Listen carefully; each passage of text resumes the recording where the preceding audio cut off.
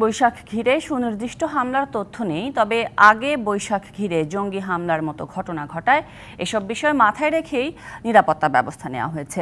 সকালে রাজধানীর রমনা বটমূলে বাংলা নববর্ষ উপলক্ষে নিরাপত্তা মহড়া পরিদর্শন শেষে এসব কথা জানান পুলিশ কমিশনার হাবিবুর রহমান এবং র্যাবের মহাপরিচালক এম খুরশিদ হোসেন। যে সকল জায়গায় অনুষ্ঠান হবে প্রত্যেকটি জায়গায় সিসিটিভি ক্যামেরা দ্বারা নিরাপত্তা ব্যবস্থা পর্যবেক্ষণ করা হবে।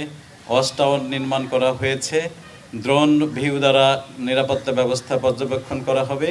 এছাড়া ভিডিও ক্যামেরা থাকবে।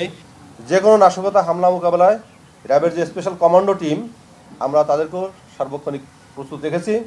এছাড়াও নাশকতার জন্য পর্যাপ্ত সংখ্যক টহল মোতায়েন ও সাদা পোশাকে গোয়েন্দারি নজরদারির মাধ্যমে নাশকতা সহ যে কোনো ধরনের উদ্ভূত পরিস্থিতি কঠোরভাবে প্রতিহত করা হবে।